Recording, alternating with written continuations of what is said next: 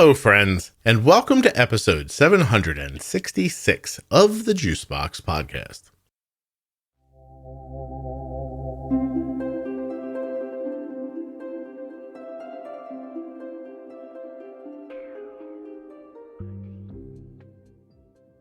On today's podcast, we'll be speaking with Aimee, an adult living with type 1. She recorded this right around the time of, I believe, her first anniversary with type 1 diabetes. Aimee lives in Canada, she lives north of Minnesota and south of the North Pole in Canada. I had a fantastic time talking to her. She taught me something about where she lives that I will never forget, and it's why the episode title is Rhymes with Fun. While you're listening today, please remember that nothing you hear on the Juicebox Podcast should be considered advice, medical or otherwise. Always consult a physician before making any changes to your healthcare plan or becoming bold with insulin. This is me late at night, keeping myself amused while I record the bumpers. Are you a person who has type 1 diabetes and a U.S. resident, or are you a person who is a U.S. resident and cares for someone with type 1 diabetes? If you are, bingo, you can go to t1dexchange.org/juicebox and take the survey. When you complete the survey, you've helped people living with type 1 diabetes. You may have helped yourself, and you definitely helped me. Today's episode of the Juicebox Podcast is sponsored by Omnipod 5.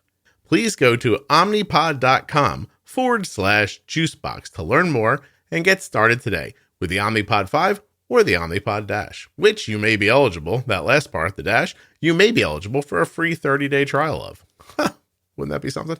The podcast is also sponsored today by the Contour Next One blood glucose meter. It is an absolutely delightful little blood glucose meter. How is it delightful? I'll tell you. It fits in your hand well, it's got a bright light, it's got a screen that's easy to use, and it's bonkers accurate. Accuracy, of course, being the most important part of this. contournext.com/juicebox. My name is Aimee. I am 31 years old, and I am a type 1 diabetic diagnosed just about a year ago. April will be my 1-year anniversary. Diaversary, whatever you call it. Well, I don't call it anything specifically. People do call it a diaversary. If I were to call that a diaversary to Arden, she would definitely make a weird face at me. I listened to her episode and I appreciated her humor. I really liked it. I know some people were weird about it, but I thought she was great. Only a couple of people seem to not enjoy her. I do think at some point she mentioned her religious beliefs, and that threw a couple of people off. But, sure. But anyway, she's 17. She was trying to be very honest, and I appreciated that very much. Yeah, she did an awesome job. I thought so too. I keep trying to get her to come back on, and she's like, and I'm like, no, just do it again. So I said, people really enjoyed hearing from you. And she goes, I know. She's trying to be funny. Anyway, okay. So you're only a year. Ooh, hold on a second. Mm-hmm. You got kids? I do. I have two daughters. Okay. How old are they? 9 and 3. 9 and 3. You're married? I am. Excellent. I just said excellent as if I cared if you were married or not. I don't know why. I just think I said excellent because I'm like, ooh, she answered my question. Move on to the next one. Anyone in your family have type 1 diabetes? No one at all. There is though some like Hashimoto's. My mom's got Hashimoto's. So there's other autoimmune stuff going on for sure. Mm-hmm. Okay. How did you figure out you had type 1? Oh, I had all of the symptoms. I was really sick. I was, everything you can think of, I had it. I had lost a ton of weight. I was super thirsty, super hungry. My eyesight was blurry. I was out of breath. It was all of it. So, it was, I think as we do as adults and as parents, we kind of like push things to the side. We explain it away. So I was diagnosed in April, and it was for sure the December prior that I started really feeling like something's not quite right. Mm-hmm. But I was like, oh, well, I'm working hard. It's COVID. I'm wearing a mask at work. Maybe I'm just extra thirsty from that. That would make me laugh. All of the things. And then I was like, oh, I'm drinking so much water. Like maybe I'm just like losing water weight, or like, I thought like, oh, sometimes that happens. So there was all of these different things, but then it kind of really got to the point where I couldn't continue just sort of making excuses. It was like, okay, clearly I'm not well. And, so I went to go get some blood work done, had to find a doctor. I didn't even have a family doctor. So I had to find a doctor, got blood work done. And thankfully, he did catch it right away. I had honestly gone into his office, like pretty much self-diagnosing myself. So I don't think he had to make too big of a leap, but yeah, I was in full DKA when I was diagnosed. So it went on for quite some time. Wow. Oh, so you did figure it out on your own though. I did. And, even like, I want to say 2 months into when I started feeling super thirsty, that was really my first noticeable symptom. Mm-hmm. I had known sort of the symptoms of type 1 diabetes just from talking with parents and being in like mom's groups and stuff and seeing people talk about their children being diagnosed. So I knew that extreme thirst was a symptom. And I had kind of said to my husband jokingly, like a couple months after experiencing that, like, maybe I have diabetes. And I was like, no, because I still kind of thought like, oh, well, you don't really get that as an adult. And I obviously don't have type 2. I'm a very healthy person. Otherwise, I eat well, I exercise. I don't have type 2. I know that. Yeah. So, but it was just funny then when it turned out to be true, because I had honestly called it months before. So, wow. Yeah. That sucks. Sorry. Yeah, well, it is what it is. Yeah. Did you get to your goal weight before you called the doctor? Because I kind of think I would be like, I'm going to lose 5 more pounds and then I'm definitely going to go to the doctor. So, yeah. That's the funny thing is, at first I was like, sweet, I'm losing all this weight and I'm eating so much. This is the best. and then it kind of got to be too much. I was, for sure. Like it was to the point where I would go buy new pants and by the end of the week, they wouldn't fit anymore. So. Wow. Geez. No, I enjoy letting people talk through that because I think that there's just a lot to learn by listening to the stories people tell themselves while something's happening. Like you made me laugh by saying like I was thirsty because I was wearing a mask. Like everyone else was wearing a mask. Like I know, right? By that logic, we would have all been supermodels and, and there'd be a water shortage because nobody could get enough water. We'd all be drinking so much water. But who knew that wearing a mask makes you lose weight and just be super healthy by drinking so much water. And if that's true, by the way, I got ripped off. So, I wore that mask and I didn't lose any weight at all. But no, seriously, it's I just like listening to people. It's just interesting to me. I figured it out, but then I thought, well, that's probably not that because I'm not old enough to have I'm too old to have juvenile diabetes and I'm not old enough to have type 2 diabetes and I'm not out of shape. So that's all that must mean. And you just write things off so easily. It's just very common, away from diabetes, we all do the same stuff. So, yeah. And I have really narrowed it down to like, okay, either I've got type 1 or it's thyroid because lots of the symptoms are very similar. Yeah. So that's kind of like what I was, and I was sort of hoping. I mean, I know you don't want either, but I was like, oh, well, hopefully it's thyroid. But turns out I have both, so that's great. It's one of I don't know what to call it. I almost said well, now I have to say it, but I almost said that's like one of the bullshit things about autoimmune is that the symptoms are so common through so many different issues, right? And it makes it incredibly difficult to figure something out because you're like, oh, my hair's falling out or I'm losing weight or I'm low on energy or you know what I mean. You're like, oh great, well this could be any number of like 9 things that I've heard people on this podcast talking about, so when you're really trying to pick through it and you already know about, like say you have type 1 and now you're trying to figure out if your thyroid's a problem or if you have arthritis or any number of other autoimmune issues, and it sucks. It's hard. Exactly. It's hard to pick through it all. Hopefully you'll never have to do that again. Did you start putting did you start doing the math? Like my mom has Hashimoto's, I have type 1. Did you look at your kids and go, uh-oh? So, no, I guess I didn't, before a diagnosis, I didn't really make the connection between other autoimmune issues and type 1. Like I didn't really realize that was connected. So all I was looking at was, well, there's no type 1 in my family. There's not even any type 2 in my family. Like there's no diabetes. So I was thinking like, how could it possibly be that?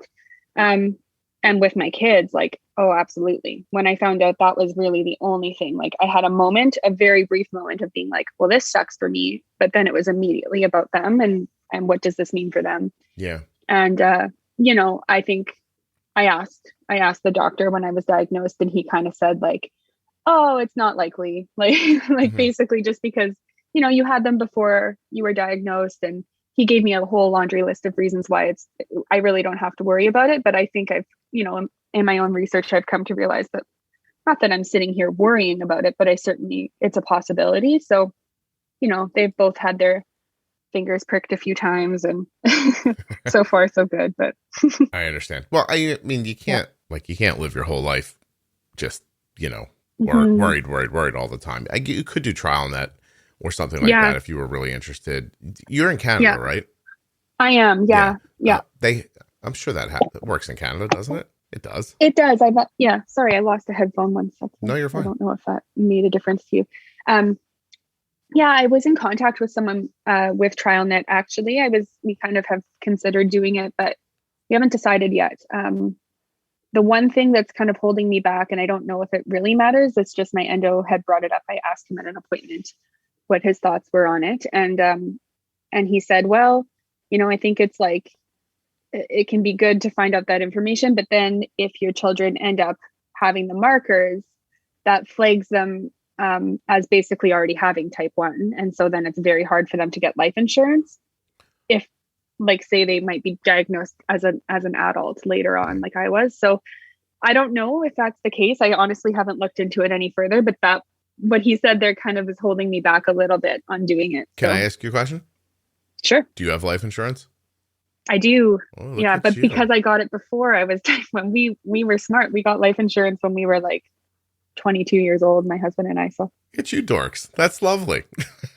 It's just because we had a baby and we thought, well, now we have to be responsible for someone else too. Do you know what we did when we did that? We took a piece of paper and we wrote on the paper, if we should die, give the baby to this person and they can have our money. And we stuck it in a lockbox.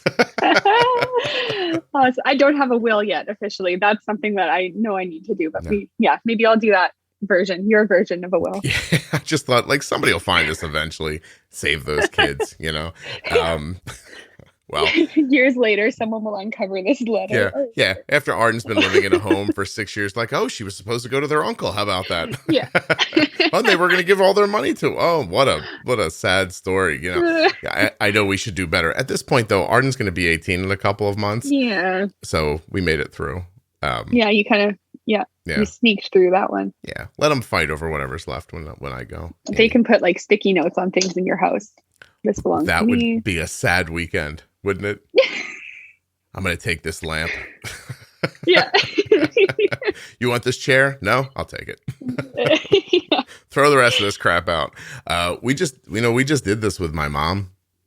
My mom moved into an assisted living facility, and it was fascinating to see she had experienced a health issue, and it was fascinating to see what 6 months before she would have like fought you for.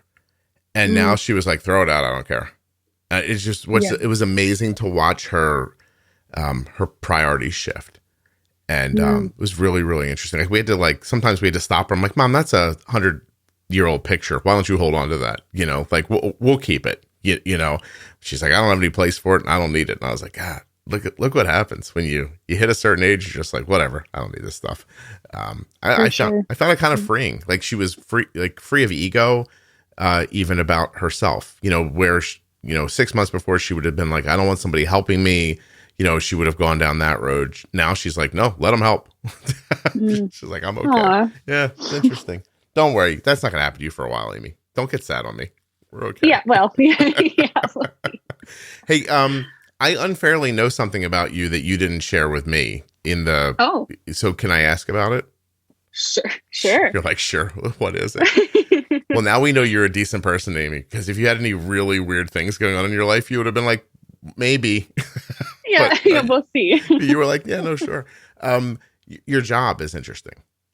Oh, yeah. But which one? I have two. Well, I was thinking of being a doula. Oh, yeah. Yeah, for sure. It is interesting. Yeah. How do you get involved in something like that? kind of just weirdly love the process of pregnancy and childbirth. And I had, when I was pregnant and going through that experience with my two, I just had very different experiences and sort of saw, I had a doula with my second daughter, and I saw the difference that made in my experience, during and after. So yeah, it was just something I wanted to pursue. And so I've been doing that for just over a year now. That's sort of like my little side gig, but yeah, I love it a lot. I work with a really lovely girl who's like my kind of business partner, and we share our on-call days and stuff, so it's not too overwhelming. Yeah, it's a lot of fun. How many births do you think you've been around for in that year? So I'd say like personally attended, I think 8 or maybe 10, Wow. Between 8 and 10, I would have to count, but we've together, my partner and I have worked with, I think probably close to 20 clients now in this past year. So wow, that's really something. How intimate does it get? Like, are you contacted very early on in the pregnancy, or is it something people think about more towards the time they're going to have the baby? Yeah, it really depends. We have people who contact us like in their first 3 months of pregnancy, and others who are, a month away from giving birth. So it just, there's not really any like standard. I'd say most people probably contact us somewhere in their second trimester. Have you ever been involved in a birth in a blow up tub in someone's living room? Yes. Excellent. Please explain that. Yeah. Oh, I love home births. Yeah, no, it's lovely. We have like midwives here are provincially funded too. So you can, it's good and it's bad. It's good because you don't have to pay for it. But we, especially in the province I'm in Saskatchewan, and we have far too few midwives for the amount of people who want them. So you would contact the midwives, and if they have room, they take you on as a client or a patient, I guess. Yeah, it's great. There's really no, I guess people used to think of home birth, and maybe even I used to think of home birth as like this like radical thing. But it's really not that much different than a hospital birth if you don't have complications. The midwives still have all the tools to do everything. They can still monitor baby's heart rate, and it's really nice. I think it's a great way to labor if you're interested in it. Well, I mean, you're not interested in it, Scott. Maybe if someone else is interested in it. Can you imagine if I shifted now? I was like, I'm going to dump this podcast thing. I'm really going to get into home births. I might be a doula. Yeah. I think that'd be super comfortable for women if I showed up at their birth. Absolutely. Yeah. Well, how do you, I have one more question about that. Like, how do you get certified, or what made you a good choice for this? Yeah. So it's just sort of like a course, like an intensive sort of weekend course initially to do your like support person, your doula kind of certification. But then you can choose to do an additional like 2-year, I guess, like official certification process as well, where you're kind of monitored closely by an instructor. So it's not like an intensive schooling for it or anything. So really a lot of people even choose to take the training if they're like men will take it sometimes if their partners are expecting, and they just want to be like a really good support. We don't do anything medical. So there's no like medical factor. Right. Yeah, but still, how do you describe what you do? Like if I called you and I was like, hello, I need a doula. What is it you do? What would you say? I don't know. Did you just make a pun joke? I did. I didn't know what else to do. That's great. Sometimes I get confused. So we are there to be a support to primarily the laboring woman, or the laboring person, I suppose, and also the partner, emotionally, physically, spiritually, if they like. So we do a lot of like pain management techniques. We'll do a lot of like preparation in the pregnancy on like, creating a birth plan and even like a postpartum plan, talking about realistic expectations. We help like decipher medical terms or things that doctors and nurses are saying, so we can kind of explain it in like plainer English. We can make sure that our clients know like what all their options are. So sometimes things are presented to you in labor as if like, this is what we're doing now. A doctor or a nurse might say like, and now we're going to induce you or something along those lines. And, really that's usually the case, is that you actually have a choice in that matter. So just sort of being like a second voice for that laboring person. And and making sure that they're making informed decisions throughout, Aimee, and helping their like wishes be respected. Very nice. Aimee, can you please put episiotomy into plain English for me? How would you say that on the fly? Oh, they're going to cut your hoo-ha right now? Like, that's not good, right? Where are you going with that exactly? How are you nicing that up? Yeah. You're not. Well, we talk, that's honestly almost always a conversation that we have in pregnancy, because women are worried about that. They don't want an episiotomy. So that's something that really comes up. And truly now, I don't know what it's like in the States, but in Canada for sure, like it's not commonly used. Okay. It should only be used for emergency situations. It used to be really commonplace, unfortunately. So no kidding. Yeah, but we definitely, like, that's a conversation we often have with the partner. If you see those scissors come out, like if I kick you under the table, like you have to say like, whoa, hold on a minute. I just, it's funny. It's in my mind because Arden was hanging out with a bunch of friends last night and it somehow came up in their conversation. Like I was like in the other room and I'm like, what are these girls talking about? And, they're talking about like, we'd never want to have a baby because, they're like 17 and 18. They're like, I don't want anything coming out of there. And, like that kind of stuff. And one of the girls was just like, sometimes they have to. And then she started explaining it. And then the rest of the girls were mortified. And for sure. Yeah, I was mortified. I'm telling you right now, that could never happen to me for a number of reasons. First of all, I'm well past childbirthing years, but but also I don't have any of the requisite parts, and it's more importantly, it still gives me the willies talking about it. Yeah. Like I'm like, oh geez, like ugh. So anyway, all right, I'm sorry, that was a weird left turn, but now I do have one last question because you said I have two jobs. What's the other one? Yeah, I own a book and gift shop with my mom. The two of us do that together. So. People have extra money for gifts in Saskatchewan? This is crazy. Oh, yes. No, people have a lot of money for books right now over COVID. People have been reading a lot. So. Oh, that makes sense, doesn't it? Yeah. Yeah.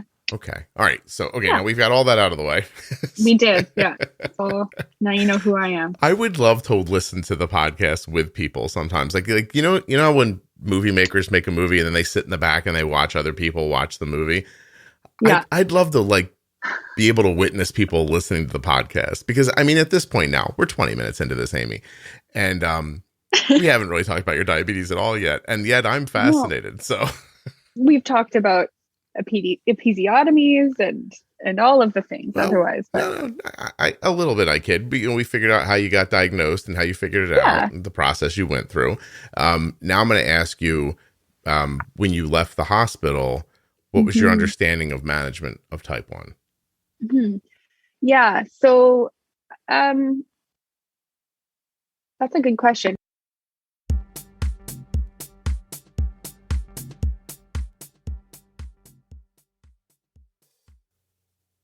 I love this meter and I can do the ad with my eyes closed. I'm closing my eyes now. The Contour Next One blood glucose meter is the meter I've enjoyed using the most since my daughter's had type 1 diabetes. Is that weird to say? I don't think so, because I've used some meters before that were I hated them. This one I like a lot. It's easy to hold, easy to use. Bright light for nighttime testing and a bright screen for nighttime viewing. The test strips offer second chance test strips, which means you can hit the blood, not quite do it right, not quite get enough, and go right back in and get the rest without ruining the test strip or the accuracy of the test. And by the way, since we're talking about accuracy, the Contour Next One blood glucose meter is so accurate. It's got a lot of accuracy. And that's what you want, really, right? This is a blood glucose meter. This is I belched, I'm sorry. This is a blood glucose meter. It's not you playing darts at a bar for $3. You want this thing to bullseye, baby. Get as close as it can every time. Bada bing, bada bing, bada bing. That's what you're looking for. Contour's going to give it to you. ContourNext.com/Juicebox. Head over there right now. See how inexpensive. Why are people calling me now? I'm doing something. All right, that was my fault. I did not mute my phone. I might leave all this in. ContourNext.com/Juicebox. Head over there right now. You can actually buy the meter online for very little. There's links to all kinds of places online that you can buy it. The test strips are incredibly accurate. I'm not kidding. It's my favorite blood glucose meter. It fits in your pocket or your bag. It's super easy to carry. You really should check it out. ContourNext.com. omnipod.com/juicebox. And to the good people at Ascensia, I'm sorry about this ad, but I still think people are going to go check it out. So I guess we'll have to see if I'm right. Ladies and gentlemen, boys and girls, children of all ages, the Omnipod 5 automated insulin delivery system is here. It has arrived. It exists in your stratosphere, universe, right around the corner from your house. Omnipod 5 is the only tubeless automated insulin delivery system that integrates with the Dexcom G6 CGM. And it uses Smart Adjust technology to automatically adjust your insulin delivery every 5 minutes, helping to protect against highs and lows without multiple daily injections. How about that? Every 5 minutes it's thinking about you, so you don't have to. That's pretty great. Omnipod 5 is currently cleared for people with type 1 diabetes, ages 6 and older, and all you have to do. And you have the option to control it from a compatible smartphone. Omnipod 5 is also available through the pharmacy, which means you can get started today without the 4-year durable medical equipment contract that comes with most insulin pumps. Even if, and listen to this closely, even if you're currently in warranty with another system. That's cool. To get started with the Omnipod 5, all you have to do is go to omnipod.com/juicebox. For full safety, risk information, a list of compatible phones, as well as clinical trial claims, data, go to omnipod.com/juicebox. That's pretty cool. Oh, I got time left. Hey, if you don't want an automated system, go check out the Omnipod DASH. Same link, omnipod.com/juicebox. You may be eligible for a free 30-day trial of the Omnipod DASH. That'd be crazy. I have to say now, shoot, I ran out of music. Who cares? I already belched in the Contour Next ad, so I have to say what I have to say. I have to say for full safety risk information. Nope, that's not it. I said that already. Get a free 30-day trial of the Omnipod DASH. Nope, I already said that. Wait a minute. There's definitely something I'm supposed to legally say. I think I said it. Did I say it already? No, I said it already. Right? Yeah. For full safety and risk information, free trial terms and conditions. Those are the words I didn't say. Free trial. All right. Okay. Fair's fair. I said for full safety and risk information, a list of compatible phones, as well as clinical trial claims data, go to Omnipod. But I did not say for full safety, risk information, and free trial terms and conditions. Also visit omnipod.com/juicebox. Well, now I've said it, so everybody should be happy. Except for you, who had to live through this, and I apologize for that. Anyway, let's get back to Aimee now. I left the hospital with pens, and so with Humalog and Tresiba pens and a meter. My understanding was that I took this amount of Tresiba once a day, and I was on a sliding scale for Humalog. But I knew that a carb ratio was coming. However, they wanted me to sort of keep a really good log for about a month so that we could figure out what my ratio would be. I was, other than that, I had an awareness of pumps and CGMs. It was kind of talked about with me in the hospital. But I didn't have one yet. I got a Dexcom like very soon. We have, actually I've been pretty fortunate.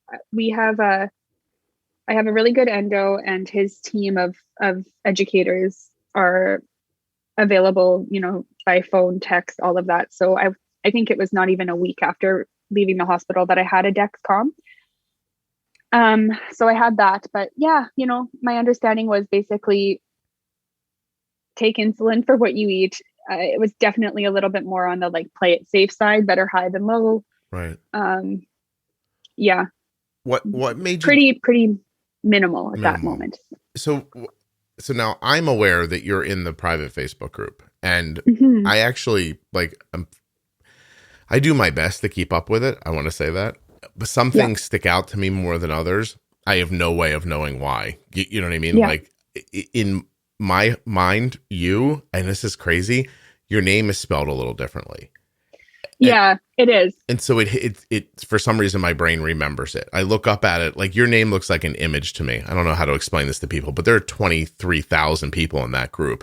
And, there are some names that they roll in front of me and I'm like, oh, I know that name. And then my brain associates it with something. And then I look and it's just a weird thing. I can't I obviously can't. I Mhm. think there were like 120 posts in there yesterday. So Yeah, I'm not that's a aware of, lot. I'm not aware of all of them. Yeah. But having said that, like I associate your name with somebody who's trying really hard and having success. Do you Yeah. feel like is that about true of who you are? Yeah, absolutely. Yeah. And even like, to circle back to your understanding of diabetes when you left the hospital, I think my understanding in a greater sense was a lot more than what they taught me, because I am definitely a person that, does tons of research and seeks out that info on my own. So I,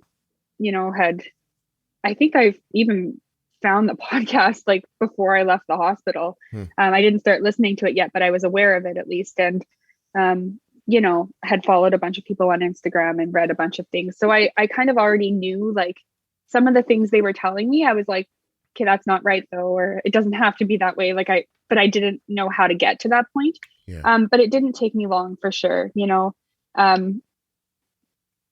I was diagnosed with an A1C of I think it was 17.4 or 17.1, something like that. It was really high. Wow. Yeah. And by, I guess, was it 3 months later? Yeah, 3 months later, I had my A1C down to 5.2. So, yeah, I think I'm doing quite well. I've just switched to Omnipod now from NDI, so just about 2 months on that. And I'm still doing like fairly well, but I know I haven't figured out my rates and my ratios properly. It's close, but I haven't quite figured it out. So I'm still playing around with that a little bit, but right. Yeah. No, it's astonishing. Like you have like, I first of all, thank you. I appreciate you being so involved in the site and, sharing things with people. It's really terrific. But like I have, I feel like I've seen posts from you where they're about like, hey, look at this meal. Like, can you even see where it is on my graph? And, like down to like, look at my A1Cs, like, doing so well. And it's not boastful. Like nobody, I listen, I feel weird that I even like backed up to like do an apology tour on this idea. But for me, I think people sharing their success is a great way for people to be a hopeful light for other people who don't have that success. I know some people think, don't tell people how well you're doing. It makes other people feel badly. I subscribe to the idea of you don't just say, hey, I'm doing great. And you're not like, nah, like, but here, this is like, let a conversation roll out of those posts. Like, how did you do this? How did you keep that from spiking, or, what do you do? And I think that's how people learn. So when people like you come along and share stuff like that, it's very, very valuable in my opinion. But thank you. No, I appreciate it very much. You don't have to thank me. I was thanking you. Did you not?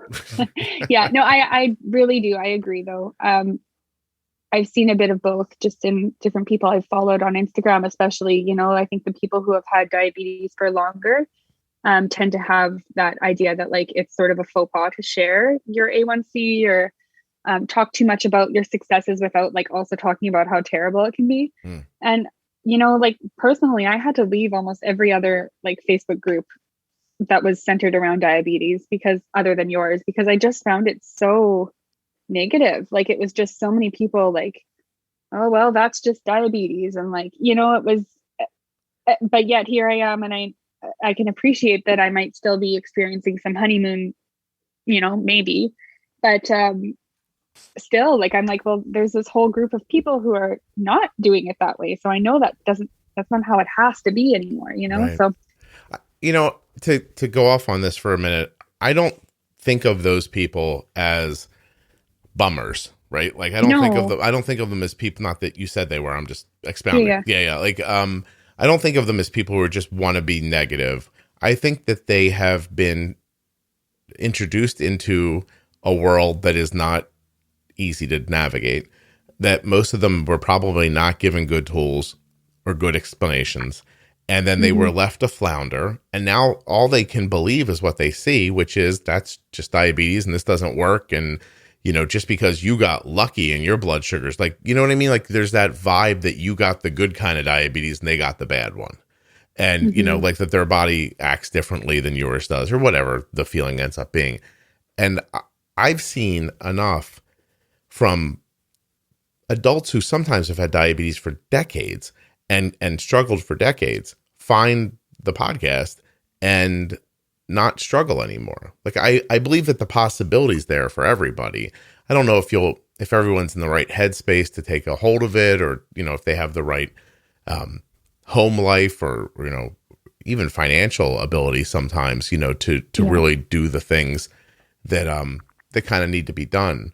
But it's there, you know, on some level. I think everybody can improve if they just understood the game they were thrown into. You know what I mean? Like, it's just, it's an unfair situation. It's almost like you're thrown out on a football field in hockey gear, and, you know, you're like, I keep getting tackled and I can't run. So you're wearing skates on grass. And I think that's how diabetes can feel sometimes. They just don't, you know, you don't have the right tools. So anyway, how did you figure out, like, what did you, I don't know what the question should be, is like, what made sense to you that led to all of this? Like, led to having success, you mean? Yeah. Yeah, well, I think so when I was diagnosed, my A1C was so high, I was like feeling like terrible, I just felt like garbage for a long time. So I kind of, right from the start, kind of had more of a fear of highs than I did of lows. I never really had that like hypo anxiety. More so it was like, I don't want to be high because I don't want to feel like I did before, right? Like, I felt so terrible. And I do, I feel if I get, you know, I don't know what this is in American terms, like anywhere over like an 8.5, it's, you know, I feel thirsty and tired and just all of those things again. So that was kind of always where I was coming at it from. And I started listening to the podcast pretty early on, and I started from episode 1. I honestly like constantly was listening to it while I was doing other things.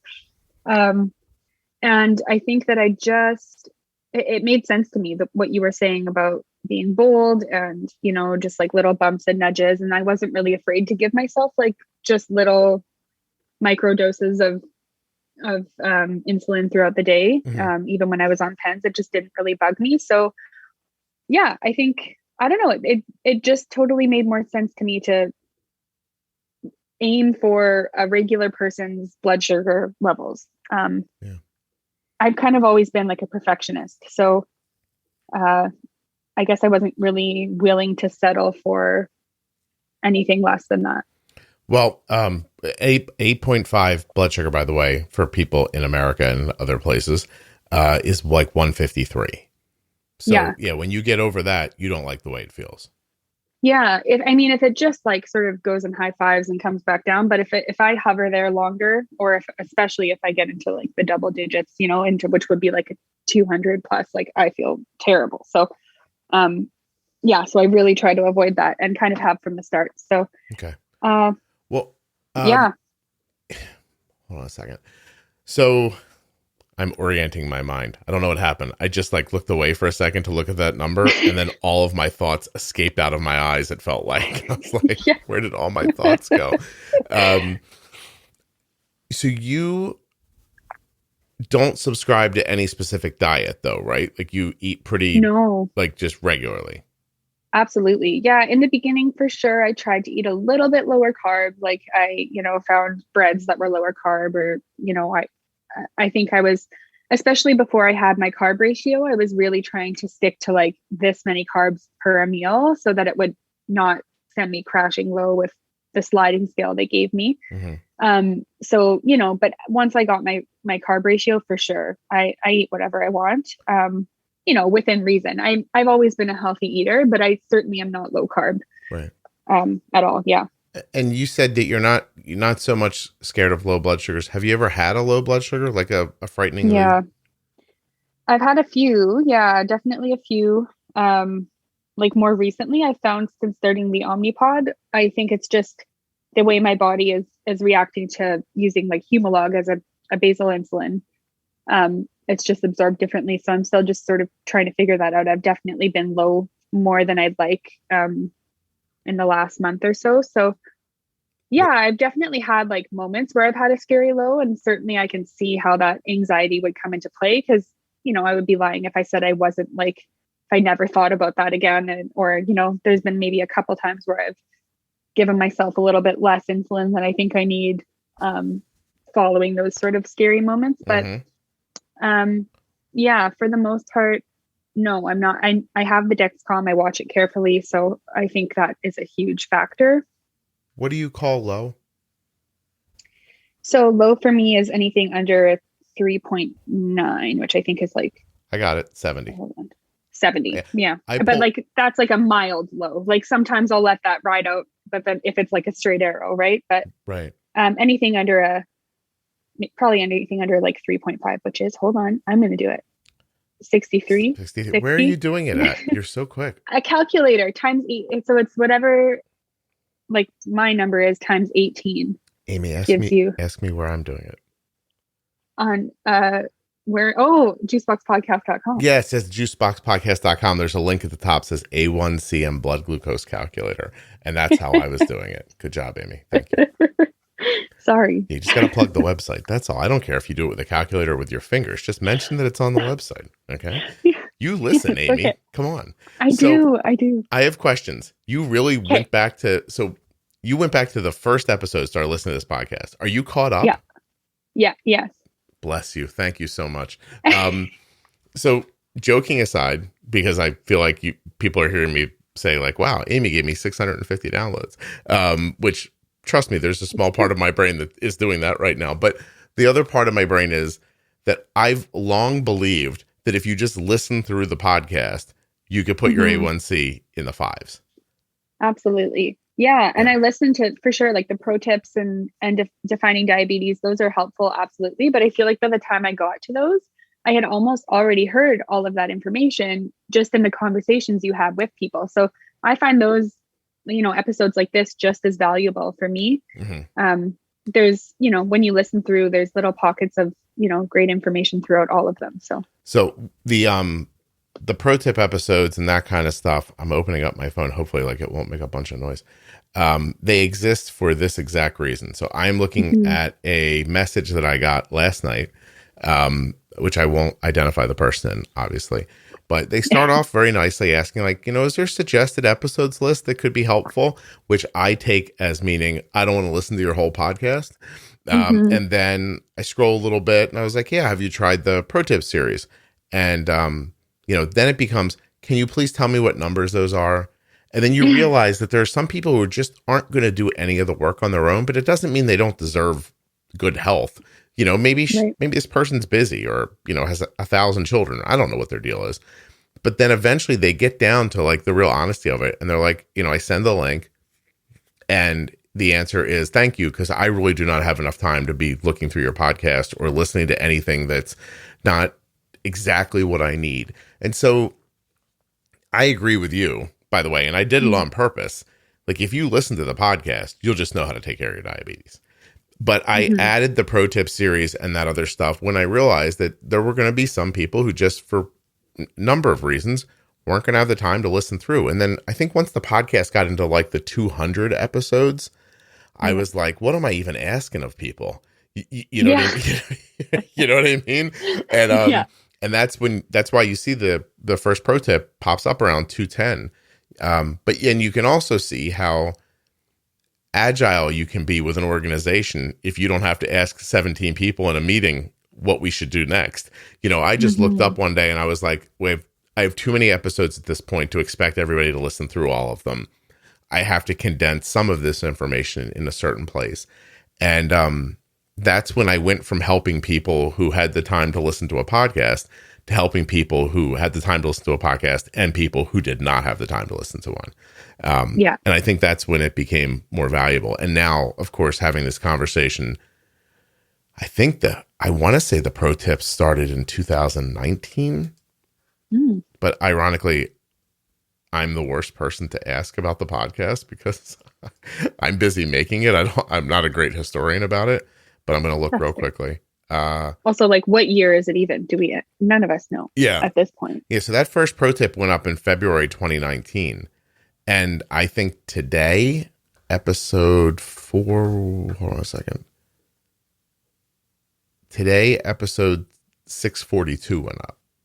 Yeah. Yeah. So I can't, I think what you did will work.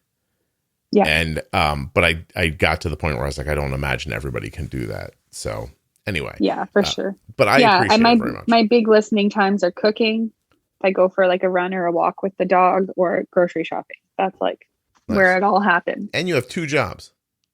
I do. And 2 children. Maybe I should have answered this person back and said, hey, Amy's got 2 Amy can do it. Yeah, Amy's doing it. Don't cop out on me. No. Yeah. It's I mean, honestly, joking aside, the podcast is big enough now. Like if you can't listen to 650 episodes, it doesn't hurt me. You know what I mean? Yeah, But I wish you would. And I think there's something in every one of these that's fun or valuable or entertaining or, educational somehow. Like one went up today with like a mother and son. I saw that. I haven't listened yet because it came up right while I was like sitting here waiting to talk to me for an hour. Well, guess what? 6 months from now, somebody's going to be waiting to talk to me, and yours is going to pop up in front of them. So, there you go. Yeah, I just think that it's too easy to say to people, well, if you put the time in, then you'll get what your hard work will pay you back. And I'm not saying you shouldn't have to work hard to figure things out, but not so much that if you don't have the time, that's an actual impediment from you getting to the information. That's not fair and shouldn't be. Yeah. Yeah, for sure. And I think I know I've heard it so many times come up in conversations on the podcast too. Like most people that you speak with in the medical profession who are helping you with your diabetes they don't know you really well. So they don't know that you're a person that, wants to maybe do better than whatever the norm is. Yeah. But I don't know. I just feel like, even stuff like I've had to follow closer with my CDEs over the last couple months since starting the Omnipod. We have a provincial pump program in Saskatchewan that covers it for, anyone with type 1, which actually was approved the month I was diagnosed. So that was lucky. But in order to be approved for that, you have to do a 3-month trial. And in those 3 months, you basically have to prove that you're like making the effort and having appointments and all of that. And so I was having a meeting with my CDE just the other day. And every time I talk with him, he's like, oh, I noticed that you you say you set your Dexcom alarms like quite low. Like you might want to consider putting that up higher so it's not annoying you all the time. Like, and he keeps going like, oh, keeps saying like once you're out of honeymoon. And I like truly I think I am I don't think I really had much of a honeymoon. Like I think, Aimee, your good control is the only thing he can imagine. Yeah. Yeah. And he keeps kind of like right. He keeps kind of saying like one day that's going to get really annoying. And it's like, but no, I want it to be annoying so that I can act on it. Like I'm not just gonna, so it just irritates me. And it's like, well, what do you do? I'm not gonna can't argue with sit here and right. Yeah, exactly. I just go, okay, yeah. Sure. I would imagine that you have so you don't think you're in a honeymoon, right? No, I think maybe in the beginning a little bit. But I never had like I was taking quite a lot of insulin right from the start. And I never had situations where I just randomly would be low all the time without explanation. And I've especially recently, I don't have any free foods, like even things that are 0 carbs, I need to take something for pretty much. Like I can't eat like a pepperoni stick without needing at least a little bit of insulin. So I don't think I'm in a honeymoon anymore at all. No, but it's funny because you've mentioned it a number of times, but I don't from the outside looking in, I'm like, I don't think this person's in a honeymoon. But then you finally said it, like the physician's telling you are. But they keep, exactly. I'm going to tell you that the reason he thinks that is right? The reason he thinks that is because he doesn't see graphs like yours unless the body's helping. Right. So you're going to prove him wrong. He's going to shut up about that one day. I hope so. Stop. Why don't you tell him? Why don't you just say, hey, I don't believe I'm honeymooning. I just think I'm very good at bolusing for my meals. Yeah, I did. You know what? That was like my driving force. I had, I guess when I said my 5.2 A1C was 3 months later, it was 6 months later because I had an appointment between those. So every 3 months, that I think my first one after diagnosis was 6.2 2 or something like that, which is still quite good. But I was like visibly upset about that at the office. And my endo was like, you seem disappointed. And I was like, yeah, you know, like I'm aiming for a 5.5. And he basically was like, all right, like pretty much said like, good luck, like you can, but that's not very realistic. And then the next appointment, he remembered that I had said that. And we were just kind of laughing about it. I have a really great endocrinologist. I quite like him, but we were giggling about it because I said, I told you I was going to do it. Did you get a little pat you on the head situation when he was like, we'll see. Yeah. Like almost like you don't understand. Yeah. It felt a bit like that. Like, oh, well, you know, You should tell him, look, a very realistic goal. I think we're going to find these tables turned pretty soon, buddy, where you're going to be the one who sees and I'm going to be the one patting you on the head. What do you think? No, but he was, I mean, I think after seeing me a few times, I think he kept referring to me as type A. He kept saying, a lot of my type A patients tend to like to do this or this. So do you see yourself that way? No, I mean, in certain situations, yeah, but I can be quite impulsive with things, which I think sort of lends itself well to diabetes management. Well, my question is do you think you're doing well with your diabetes because you have a driving force inside of you that won't let you rest about anything? Or do you think you just have found a way that works? Yeah, it's a combo, but more that I've just found a way that works. Yeah. Okay. Yeah. Because I'd be concerned that people who are like sitting around right now going like, I'm more of a go with the flow person. Like I can't do this, but you could. I mean, I don't want to like, you know, go off on a tangent, but I will for a second. You know, there's not a whole lot to this. Like the longer I do it, the more I realize there's just not that much to it. You know, like you got to get your basal right. You have to pre-bolus your meals. You have to understand the different impacts of different foods. And then you got to stay a little flexible afterwards because things aren't always going to go right. And, you know, I might add to that later. You probably need to understand the impact of fat and protein, you know, on your blood sugar. But it's not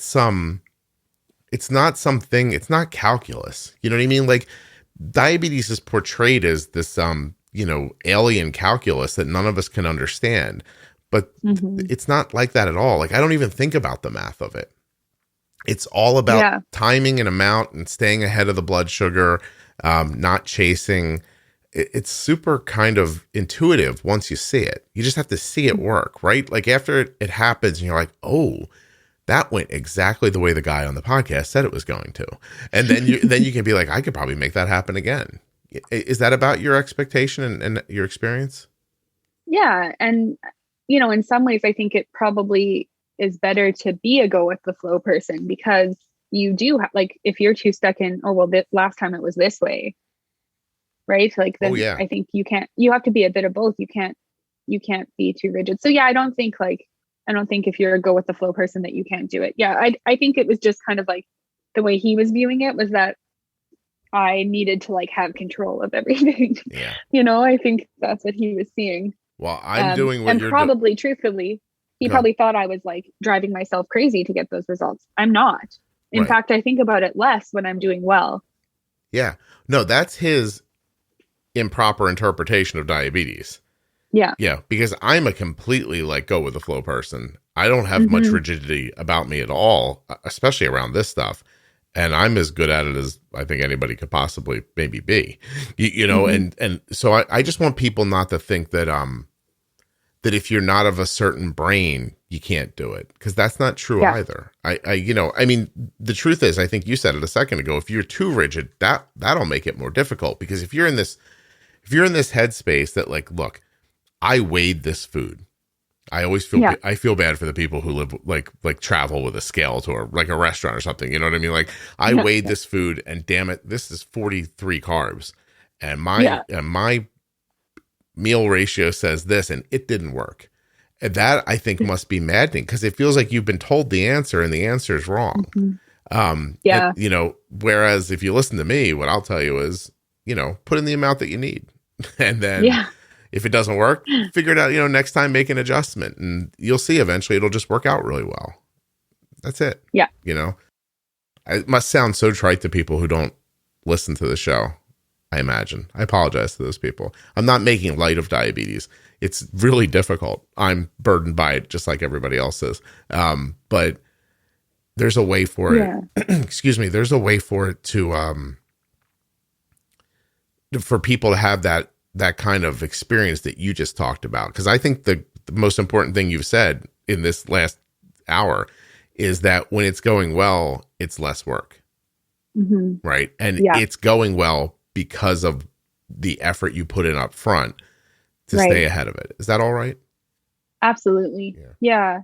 And I hear you say things like that, like just, well, like one day it will just not feel this hard, like, and I think there's probably a lot of people who have been diagnosed for a long time and it still feels that hard because they've never really been presented with the information to be successful. Yeah. I'm really grateful that I found the information that I needed and found the podcast and, didn't get stuck in that, because certainly there were a few, like it wasn't long. I want to say there were a few weeks where I really was like, well, this is my life now. And like, I'm never going to eat pizza again and I won't do this anymore. And I can see how it would just sort of feel so restricting and like, like you have shackles on almost. Yeah.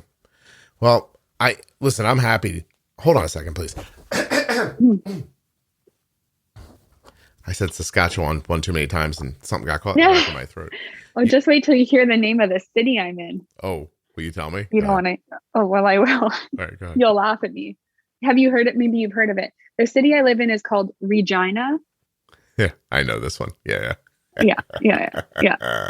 Like, Canadians. Like, how did someone not hear that and go, hey, we probably shouldn't call it that because it sounds a lot like vagina.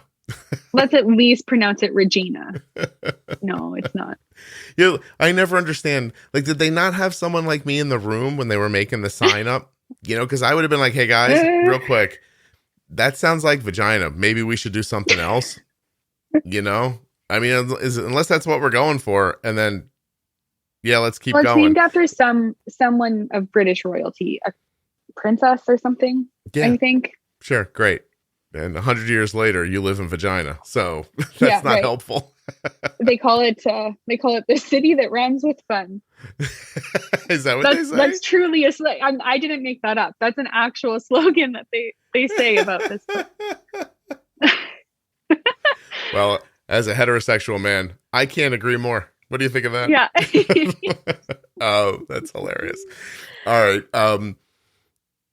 Yeah, you got me off my thought there with that, but sorry, don't be sorry. I really believe that the amount of effort up front is so much less than the amount of effort it takes if you ignore up front. If you just pre-bolus your meals, like Jesus, like, you want an A1C in the sixes, pre-bolus your meals. You know what I mean? Yeah. You get your basal right. What does that mean? It means you're not getting low all the time and having to feed the insulin, or you're not riding high all the time and always bolusing. Just get your basal right. Doctors don't talk about that like it's important at all. They almost talk about basal insulin like it's a throwaway. And, here's your basal insulin. We did a calculation. You're probably 11 a day. We'll adjust it. Yeah. That's basically just like, you take this so you don't go into DKA. Like, that's what it was explained to me as. Like, this is just so you always sort of have something and you're not going to like get back here again. Yeah. And a person who would say that to you either doesn't understand the bigger picture, doesn't care about it, or is just lazy. I don't know which it is, but such an important tool. And then nobody tells you how valuable it is. And now you're suddenly, I don't know, if you could roll around all day with 3 or 4 units of basal insulin too much or too little, and both are going to cause you a different problem. Too much. And, you go into your doctor's office and you're like, hey, I can't lose weight. I have diabetes. And they'll say to you like, oh yeah, insulin will put the weight on you. But that's not true. Calories puts weight on you. But if insulin's constantly making your blood sugar low, then you're constantly taking in calories. And then they go, oh, it's the insulin. And you're like, no, it's not the insulin, you moron. It's you didn't give me enough. Like you didn't give me enough information. You randomly picked this number. You're making me low all the time. I'm eating constantly. And when that happens, you don't see it as eating constantly because you see it as saving your life constantly. You see it as a medical intervention, not as a food choice. And because it is, but just make the basil right. And that doesn't happen. And the reverse of it is, not enough basil, blood sugar's high all the time. You get fed up, you bolus a whole bunch and you make yourself low. And then you eat a bunch of food, make yourself high, get frustrated, bolus a bunch, make yourself low. All that is from basil, know? So, all right. Well, I can only say so much common sense on here, Aimee. And then it gets to be too much. What made you want to come on the podcast? This is going to sound really weird. Oh, I hope so. Go ahead. Okay. I don't know if I have a true reason. So when I started listening to the podcast, like pretty much right away, I was like, one day I'm going to be on this podcast. And I just like thought it to myself. And I was like, yeah, I'm going to be on this podcast one day. That'll be fun. And so then I just reached out to you and you're like, yeah, here, you can book a time on here. I think you said, but like, I can't get you until March. And this was maybe like last summer. Yeah. And I was like, yeah, okay, cool. If you want, it's March now. If you want to be on now, I think it's December. Yeah. Like every day. I record this show like every day at this point. And and we're booked out that far. So I'm just fulfilling like a prophecy. Just making you feel good about your thoughts. Is that all this is really for you? No, I just thought, you know what? I like talking to people and I just thought it would be fun to come on and chat with you about life and diabetes. And to me, like those are the episodes that kind of mean the most to me and that I get the most out of is just these like back and forth conversations where, people might say just in passing, like a little sort of tidbit of something that I find helpful or can relate to. So I agree. Yeah. I'm a podcast person to begin with. So I agree with you. I would rather pull gems out of a conversation than be talked at for an hour, which I think is even why I had trouble even making the pro tips very like, they're not super, you know what I mean? Like if you put a company or a hospital in charge of making those pro tips, they wouldn't sound the way they sound coming out of my mouth. Cause I still want them to be conversational. Like I just don't, the bullet pointing thoughts into people's heads, I don't find to be a great way to communicate with people. I'm waiting for someone to come on one day and offer themselves to me somehow, like I don't even know, like, hey, Scott, I really appreciate this. I'm going to come to your house and clean once a week. You know what I mean? Or, I mean, if I was single, even sexually, Aimee, you know what I mean? Like, hey, but no, none of it ever goes that way. And by the way, sometimes I got off of, are you giggling at me? Thank you. Oh, you love the podcast, don't you? Oh, this is nice. I do. I laugh all the time when I'm listening. Like my husband will be like, who are you listening to? Oh, probably that podcast guy again. Hey, tell him to learn my name. Have a little respect. And no, what was I going to say? I was recorded with a person the other day. We got all done. I thought it went really well. And it ended and they go, hey, can I just tell you something real quick? And I'm like, sure. And then they like passionately spoke about what I meant to them for 2 minutes. And while they were talking, all I could think is, no one's hearing this but you and me. Couldn't have said that on the podcast. Oh, what are you doing? It's like, I didn't want to embarrass you. And I was like, no, let me be embarrassed. Like, it would be nice.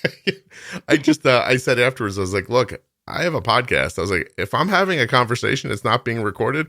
It almost feels like a waste of time at this point. Like, I need you to say that while I'm recording you. But it was very nice. And listen, to their point, actually, was kind of nice for me too, because I do realize that some of my embarrassment comes from the fact that I know someone's going to hear it later. And so I could just let this person just tell me how they felt and I could accept it nicely and say thank you and have like a normal conversation about it, because I don't care how good of a job you think I do with this podcast. When you're being recorded, you're aware you're being recorded. Yeah. Yeah. So it does change you a little bit. Like I stopped myself 5 minutes prior from making the joke about someone offering themselves sexually to me. And then while you were talking, mulled it over in my mind to make sure that that's something people would hear the right way. Because obviously I don't think that, I don't think course. that should happen, right? Like, it's a preposterous idea that sounds funny. Then you say sex, and sex is funny, and blah blah blah. Like, I don't have to explain a joke to people, but when you're being recorded, you really do. You think twice about things you say, and trust me, when you're just freewheeling, I think it's more valuable. So I do my best to go free, but there's times when I'm like, oh, anyway, I don't know where that all went, but and I think like people who listen regularly get your sense of humor, and the people who might have that moment be the one-off time they listen, it might be like, what the heck is wrong with this guy? It has happened. Like, I know there for a fact that people sometimes just pick the wrong episode to start with. Because you imagine if you just came into this one and you're this far in, you're like, there's this guy, he doesn't have diabetes. He says he's so good at it that people should offer themselves to him sexually as a thank you. I think this guy sounds like a jerk. And I got to admit, there are children that listen to this podcast. If you heard that out of context, I'd think I might agree with you, But yeah, I think if you know me a little bit, you'd understand I'm joking. And by the way, kids do listen to the show, which is tough for me because I can't, you know what I mean? Like, I can only be myself, but I'm assuming it's okay with their parents, or their parents don't know, and it's all working out, one or the other. I have no idea. And like, really, if they're listening, they're probably like at least old enough that they, I don't know. Oh, I don't can be a bit mature about. I have a photo on my computer somewhere of a little kid, like in a car seat, holding a phone up to their ear, listening to the podcast, right? And it's accompanied by a note, which I don't have anymore. I wish I didn't. I wish, of all the things I wish I could pay somebody to do a better job than I do with my correspondence. But I remember this note where the mother and her friend were in the front seat, and they're talking and laughing. They're just out driving. And this young kid, like 4, 5, 6 years old, I don't know, in that range, shushes them and says, I can't hear the podcast. And she's like, she was listening to your podcast. And so I responded back, and I'm like, really? And, I'm like, and she says, yeah, she's like, she's learning about her diabetes from it. And I'm like, wow, so that's insane, So anyway, one person can't just like I would say, no, I'm married, Aimee, but it would still be nice, don't you think? Just to feel wanted. Or if one of you ingrates would name your babies after me, that's, just one. So far I got a dog, which I appreciated. I have a number of license plates throughout the country, which I think is very nice. And someone did name their child Arden. I was just gonna say, I saw that recently, but that's nice. That just made Arden upset. So, oh, did it? She's like, "That's my name." Oh, she goes, "What if everyone starts doing that?" I'm like, "Everyone's not going to start doing that. Calm down." Oh, now you've made her name the most popular name in America. No, I don't know about that, but I just want one baby named Scott. Like, was it that hard? Yeah. Or what about one of you who've already just named your baby Scott and it wasn't after me, just lying to me and saying it was? Like, wouldn't that be nice? If the timeline lines up enough. Why not, Aimee? Why not do a nice thing for me? That's all I'm saying. Oh my gosh, you have no idea. I would tell people for a week if that happened. Oh, I know you would. Yeah. Oh, I'd be so thrilled. Longer, a week. A week, a month, a year. Years. 10 years from now, in the last episode of the podcast, I'd be like, it's the last one. Let's go over everything. The last episode is you speaking to the Scott that you were named after. Whoa. Aimee, you're good at this. You're very... Thank you. All right, so listen. So what does that mean? Somebody's got to get to it right now. Right, so it's 2020. What is it, 22? You're right. I do not know what year it is. 2022. So if you make a baby right now, if you stop listening to the podcast and have sex right now, we could have a Scott in 9 months. Then the kid would have to be... I mean, I could probably... Yeah. And then the kid would have to get diabetes, right? Or no, not necessarily, I guess. No, I think you're right. Yeah, not necessarily. It would be the cherry on top, but What a weird statement from you, Aimee, that what we really wish for is that a baby gets diabetes so it could be on a podcast later and it would be a better story. I think that's what you're saying. All right. So Aimee's not wishing diabetes on hypothetical children, but so I think this is like a 10-year plan, right? I could have a reasonable conversation with a 10-year-old. Yeah. All right. Well, everybody get to it then. What am I like, I'm done. I can't have more kids. Yeah. I'd drop dead if I Don't tried look to. at me. Oh, if I tried to raise another baby, I think it would kill me. And what, like, yeah. Well, I'm just there. too old. I kind of feel the same. Yeah, I need to sleep. You know what I mean?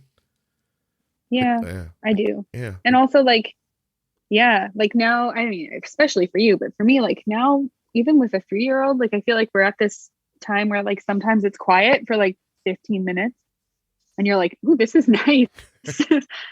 But then we got a puppy, so that's like gone now. Aimee, you listen to the podcast. I told you not to get a dog. I know. Could you just listen? No, I love dog. We already had a dog and then that dog died. And so then I felt there was like an empty space for that. And we needed a new dog. You could have got an ottoman. You know what I mean? I should have. Yeah, something nice to put your feet on. Would have been lovely. Yeah. Oh my God. Is there anything that we haven't talked about that we should have? I don't think so. No, I don't think so. All right. Well, kind of Amy's bucket list is over then, I guess. Right. Yeah. I didn't have like a specific point. It was just like fulfilling my life's purpose to be on the. What else is on this bucket list, Aimee? Because it sounds sad. Yeah. Be on a diabetes podcast. I want to go to Ireland someday. That's on a bucket list. Okay. I don't know. Seems I haven't doable. really like given that too much thought. Me either. I just want to get these kids out of college. It's so tiring paying for college. Oh my God. God, I can't imagine. We've got enough saved for both of our kids to go to school like one semester. Both kids one semester. You Pretty much. That's all you get. Make them fight for it. Have you considered like that sort of a thing? Like a blood sport situation where you tell them, look, we only really have enough money to send one of you to college. Fight to the death. Like, go for it. I'm banking on maybe university being free by the time they go, but I don't know if that's gonna happen. Yeah, or maybe like a little Saskatchewan like Squid Game situation where the kids have to get through a bunch of different. I don't know. What would they have to do? I don't know. Through a wheat field. You have wheat in Saskatchewan? Oh, hugely. Wheat fields all around. Canola, wheat. It's all about it. Really? Well, you guys know. I just assume you live on a sheet of ice, so I don't know really. Yeah, well, I kind of do right now. It's insane, but well, yeah, I can't live there. I'm sorry. Although I would love to live in Vagina. That'd be nice. You would, yeah. And it gets really hot in the summer, but the winter is terribly cold. Aimee, I just need you to tell me that the place you live gets really hot in the summer, and I need you to use the name, but I need you to use the name of the place. Regina gets really hot in the summer. Thank you. I appreciate that. I'm a little bit sweaty sometimes. Sometimes you get a little sweaty in Regina. It gets a little bit. Yeah, you do. Yeah. I just need an episode title, and Oh, that's gonna be it. No. Did you say no? You don't want it to be that? Yeah. I mean, it can be. I know you're just gonna name it whatever you want, so it's all fine. It can be whatever. But that's As soon as I said it, I was like, "This is the episode title, isn't it?" Yeah. I knew it in my head. It gets a little hot in Regina in the summer. Regina gets hot. I think I'd have to pare it down. Just Regina gets hot in the summer. Well, I got to be honest with you, Aimee.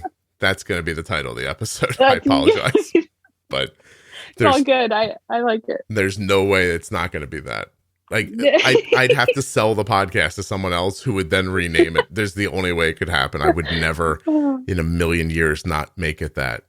I really appreciate this. Everyone else who's thinking of coming on, this is the level of effort I need from you. Yeah. Okay. Aimee has done it today. High. Yeah, she told a good story. She was honest. She came up with a title. Even though she didn't know she came up with it, she did. I just had to lead her to it a little bit. Yeah. Perfect. Oh, Aimee, you're a delight. Thank you so much. Oh, thank you. That was so much fun. I appreciate that very much. Tell your husband to learn my name. I didn't like it when he said the guy. I will. All right. Hold on one second, okay?